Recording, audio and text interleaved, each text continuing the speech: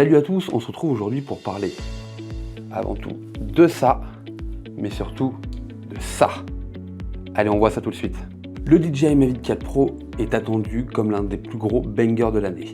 On va voir aujourd'hui ce qui fait de ce drone une véritable révolution. Donc tout d'abord, on va retrouver une nouvelle caméra Hasselblad CMOS 4 de 100 millions de pixels, mais aussi de deux télécaméras dont l'une dispose d'un capteur de 1 sur 1,3 pouces et l'autre d'un capteur de 1 sur 1,5 pouces.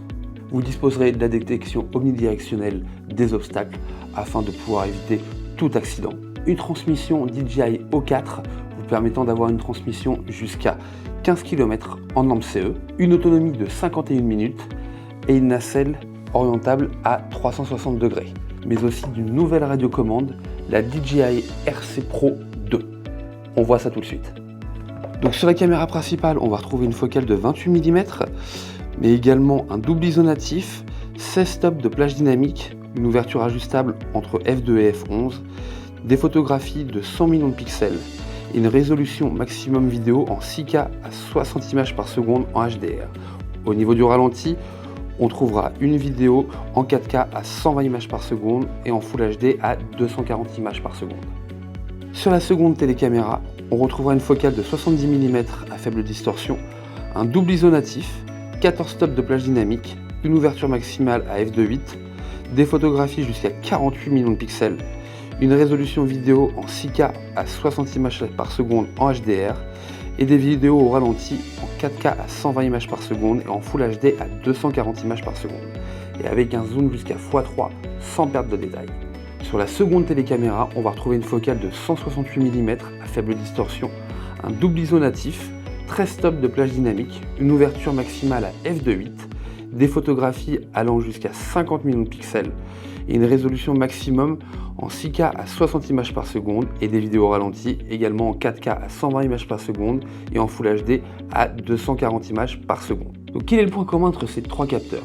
Vous allez avoir une meilleure colorimétrie, la possibilité de filmer en 6K à 60 images par seconde, d'avoir des ralentis en 4K à 120 images par seconde et même en Full HD à 240 images par seconde.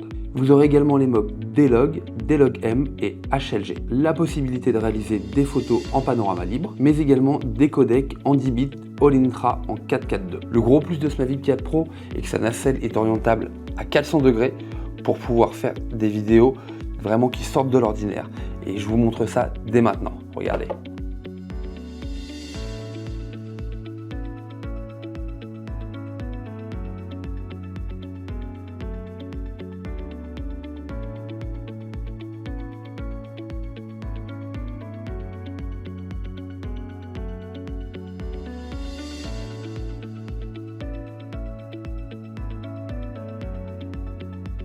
Vous aurez également la possibilité, avec la nouvelle radiocommande, de pouvoir faire des prises de vue en mode paysage, mais aussi en mode portrait.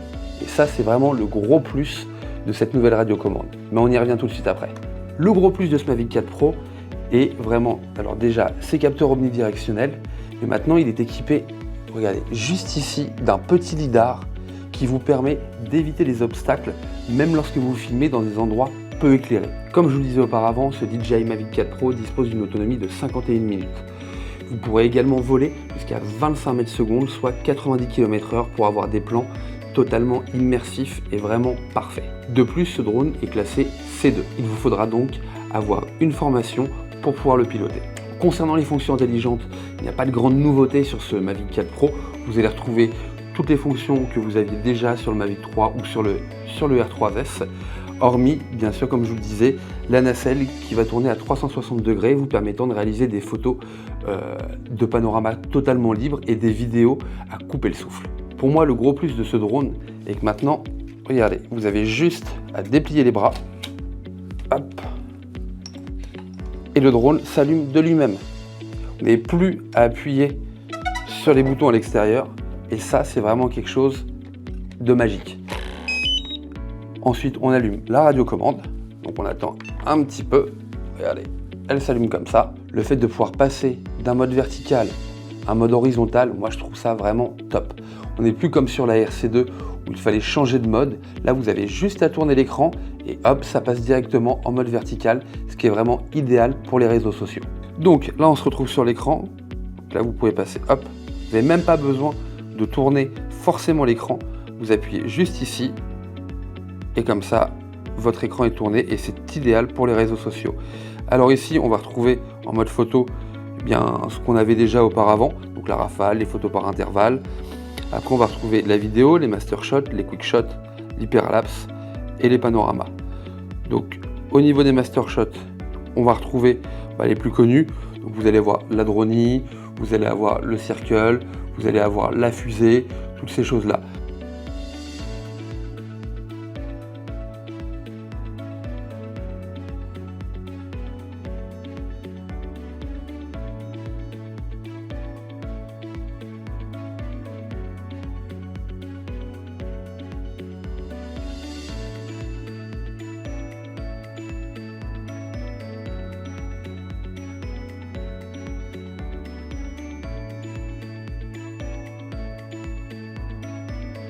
Au niveau des fonctions intelligentes, on va rester sur les mêmes fonctions qu'on avait sur le Mavic 3 ou le DJI R3S, c'est-à-dire de l'Active Track, mais également des possibilités d'avoir des master shots, des quick shots, des hyperlapses et des panoramiques pour faire des photos vraiment à couper le souffle. Donc là, je vais éteindre le drone et voilà.